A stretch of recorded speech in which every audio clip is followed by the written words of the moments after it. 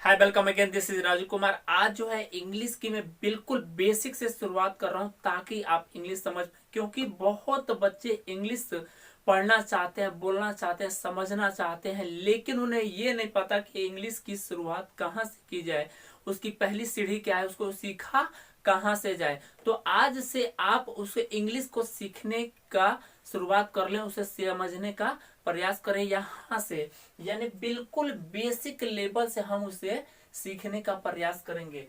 English English यहाँ पे आप क्या है, English what is an English. English को हम यहाँ सब्जेक्ट के रूप में पढ़ते हैं या फिर इंग्लिश को हम लैंग्वेज के रूप में पढ़ते हैं, एज अ लैंग्वेज पढ़ते हैं या एज अ सब्जेक्ट पढ़ते हैं। तो इससे हम बचपन से एज अ सब्जेक्ट पढ़ते आ रहे हैं और इंग्लिश एक लैंग्वेज भी है। बहुत बच्चे इसी से, इस सब्जेक्ट से यानी इंग्लिश से बीए, एमए और पीएचडी करते हैं। तो लेकिन ये लैंग्वेज सब्जेक्ट के साथ साथ एक लैंग्वेज है, लेकिन हमें किसी भी लैंग्वेज को सीखने का शुरुआत कहाँ से करना चाहिए, उसका मूल रूट क्या है, उसे समझने का प्रयास करना है। यानी लैंग्वेज का मूल रूट जो है, किसी भी लैंग्वेज की शुरुआत साउंड से होती है। कैसे होती है? साउंड से, यानी किसी भी लैंग्वेज की सबसे मूल रूट साउंड है। जो साउंड हम कुछ निकालते हैं वो कोई ना कोई लैंग्वेज होती है, कोई ना कोई भाषा से रिलेटेड होती है।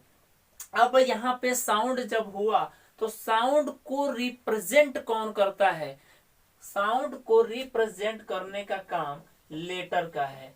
यानी साउंड को रिप्रेजेंट लेटर करता है, और लेटर के बाद आपको और लैंग्वेज सीखने के लिए किस चीज का ज्ञान होना चाहिए? आपको लेटर के बाद आपको अल्फाबेट का ज्ञान होना चाहिए। और अल्फाबेट के बाद क्या यहाँ पे हमारी कहानी खत्म हो जाती है, या फिर इसके बाद हमें कुछ और भी सीखना चाहिए, समझना चाहिए, पढ़ना चाहिए? तो इसके अल्फाबेट के बाद में आपको इसके बाद में आपको वर्ड का ज्ञान भी होना चाहिए, और वर्ड के ज्ञान के साथ साथ आपको और किस चीज का ज्ञान होना चाहिए? तो आपको यहाँ से इस वर्ड के बाद में आपको कुछ फ्रेज का भी ज्ञान होना चाहिए, और फ्रेज के बाद में आपको क्लाउज का ज्ञान होना चाहिए। यानी फ्रेज आपने जब जान लिया तो फ्रेज के बाद हमें क्लाउज के बारे में पढ़ना चाहिए, ताकि हम इंग्लिश अच्छे से बोल पाए, समझ पाए और लिख पाए। जब क्लाउज आपने सीख लिया तो उसके बाद क्या और पढ़ना चाहिए और क्या कुछ हमें सीखना चाहिए? तो उसके बाद आपको सेंटेंस मेकिंग का तरीका आपका आना चाहिए। यानी सेंटेंस की शुरुआत कहाँ से की जाए, ये आपका बेसिक पैटर्न है। और सेंटेंस के बाद हमें पैराग्राफ, सेंटेंस के बाद हम पैराग्राफ लिख लेते हैं। यानी इतना चीज अगर हम जान जाते हैं तो उसके बाद में हम सेंटेंस के बाद में एक पैराग्राफ लिखने के काबिल हो जाते हैं। पैराग्राफ हम आसानी से लिख लेते हैं। यानी सेंटेंस के बाद हम पैराग्राफ यहाँ लिख लेते हैं, और पैराग्राफ के बाद में स्टोरी हमारी यहाँ से बढ़ जाती है, स्टोरी और उसके बाद में हम एपिक वगैरह लिख सकते हैं। तब यहाँ तक हमने जाना। उसके बाद में इससे भी जो है लैंग्वेज को हम कैसे पढ़ते हैं उसके बारे में जाने, कि लैंग्वेज का मूल रूप क्या है। यहाँ पे हमने देखा कि लैंग्वेज के लिए क्या क्या चीज जरूरी है, कौन कौन से पैटर्न को आपको पढ़ना जरूरी है, कौन कौन सा चीज आपके लिए यूजफुल होगा। इस टॉपिक को एक एक कर कर हम सारे को पढ़ेंगे, तब जाकर हमारा बेसिक कंप्लीट होगा। जैसे मानव का रचना 5 तत्व से मिलकर हुआ है, ठीक उसी तरह कोई भी लैंग्वेज हो उसकी संरचना 5 तत्व से मिलकर हुई है। वो 5 तत्व क्या है? तो इससे पढ़ने से पहले, 5 तत्वों को जानने से पहले हम जानते हैं कि लैंग्वेज का डेफिनेशन क्या है, लैंग्वेज क्या है, व्हाट इज अ लैंग्वेज, यानी भाषा क्या है? A source of communication is called a language. एक बार फिर दोबारा सुनिए ताकि आप उसे समझ पाए, उसको याद कर पाए और उसे आप अपने कॉपी में नोट कर पाए। A source of communication is called a language, यानी कम्युनिकेशन के माध्यम को या स्रोत को हम भाषा कहते हैं। अब यहाँ पे भाषा हमने जाना, तो भाषा के लिए हमें किस किस पहलू का ज्ञान होना चाहिए, किस किस बातों को हमें जानना चाहिए, कौन से ऐसे 5 तत्व हैं जो हमें एक भाषा का पूरी तरह से ज्ञान कराते हैं। तो पहला आपका जो वो है, पहला आपका ऑर्थोग्राफी। ऑर्थोग्राफी यानी ऑर्थोग्राफी वो है जो आपको फर्स्ट सीढ़ी है जो आपको भाषा सिखाने में मदद करता है। यानी यहाँ पे आपको, इसी को हम ऑर्थोग्राफी, और ऑर्थोग्राफी को हम वर्ण विचार कहते हैं। ऑर्थोग्राफी में हम इसी को हम वर्ण विचार कहते हैं। यानी इस पार्ट को हम यहीं पे पढ़ते हैं ऑर्थोग्राफी में। और ऑर्थोग्राफी के बाद हमें और किसका ज्ञान होना चाहिए, कौन सा सेकंड तत्व है जो लैंग्वेज के निर्माण में हमारे लिए बेनिफिशियल होता है, वो आपका इटोमोलॉजी।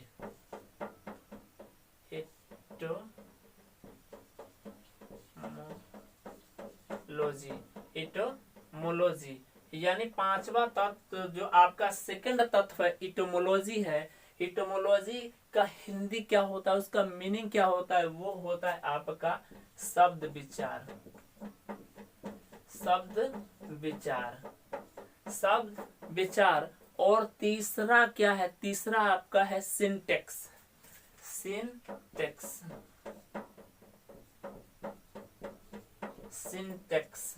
सिंटेक्स क्या है? सिंटेक्स है आपका वाक्य विचार, यानी वाक्य का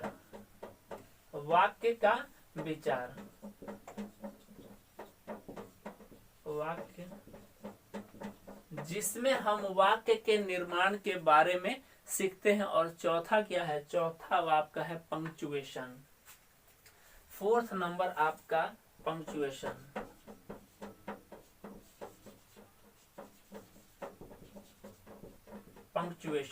पंक्चुएशन मीन्स क्या है? किसके बारे में हम पढ़ते हैं? पंक्चुएशन है हमारा चिन्ह विचार।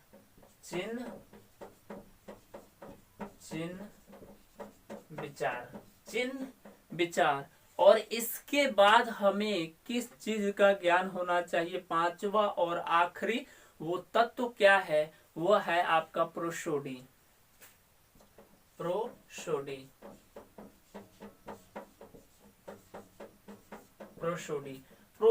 मीन्स क्या? प्रोसोडी मीन्स छंद विचार।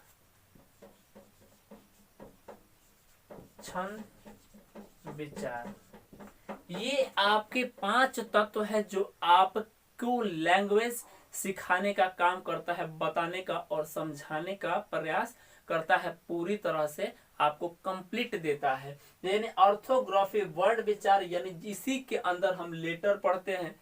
सेकंड इटोमोलॉजी, इसी के अंदर हम वर्ड पढ़ते हैं। और थर्ड जो है सिंटेक्स के अंदर हम वर्ड सेंटेंस के बारे में पढ़ते हैं। और ये 3 जो है आपके एग्जाम के लिए इम्पोर्टेंट है। और ये 2 पार्ट से आपके एग्जाम में नहीं पूछा जाता है, कोई भी क्वेश्चन यहाँ से आपके एग्जाम में नहीं पूछा जाता है। ये इस वीडियो में मैं आपको सिर्फ साउंड के बारे में वीडियो दूंगा कि साउंड कितने तरह के होते हैं, वो साउंड कितने तरह के होते हैं, उसको हम जानने का प्रयास करेंगे, सीखने का प्रयास करेंगे। उसके अगले वीडियो में लेटर, अल्फाबेट और इसी तरह हमारी कहानी आगे बढ़ती चली जाएगी। तो अभी फिलहाल हम वर्ड साउंड के बारे में पढ़ने का प्रयास करते हैं, जानने का प्रयास करते हैं कि साउंड कितने होते हैं, साउंड हमारे कितने तरह के होते हैं, उसे हम जानने का, समझने का प्रयास करते हैं।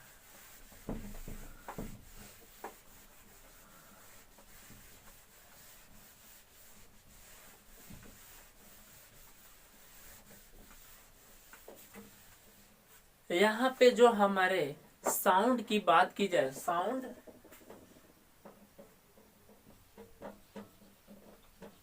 साउंड को हम मेनली दो कैटेगरीज में डिवाइड करते हैं, टू कैटेगरीज में डिवाइड करते हैं। कौन कौन, किस किस कैटेगरी में?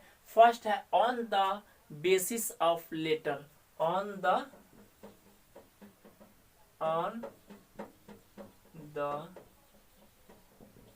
बेसिस ऑफ लेटर, यानी लेटर के आधार पे साउंड कितने होते हैं। और सेकंड जो हम डिवाइड करते हैं on the basis of pronunciation, on the basis of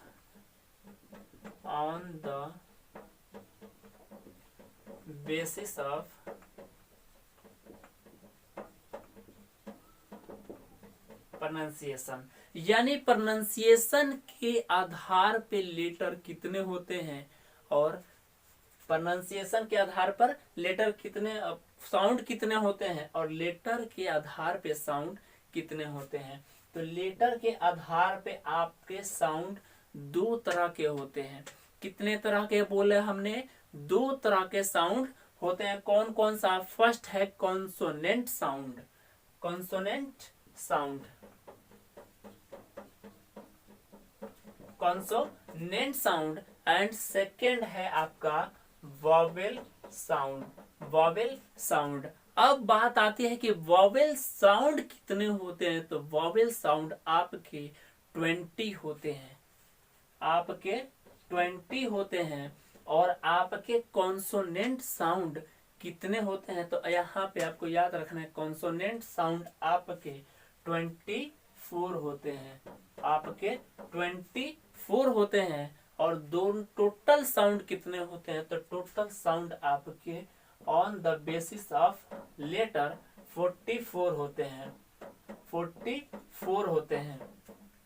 अब यहाँ पे हमने कॉन्सोनेंट के बारे में जाना, consonant sound and vowel sound.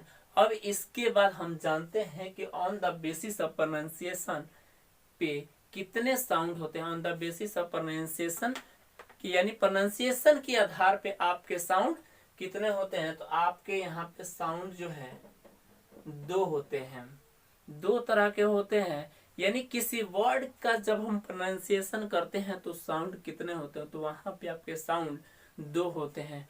First होता है आपका short sound, short sound, and second होता है आपका long sound, short sound and long sound. कैसे समझे कि शॉर्ट साउंड क्या है और लॉन्ग साउंड क्या है, इसका हम एग्जांपल लेते हैं ताकि आपको और बेहतर समझ में और बेहतर से आप समझ पाए। तो फर्स्ट हमने यहाँ पे लिखा यहाँ पे हमने शीप, शीप। अब यहाँ पे आप देखिए, यहाँ पे भी हमने लिखा सीप, सीप। अब जब इसको हम बोलते हैं तो साउंड हमारा क्लोज होता है, माउथ हमारा क्लोज होने लगता है। सीप, सीप, सीप। साथ साथ आप मेरे बोलो ताकि आप भी सीख पाओ। सीप।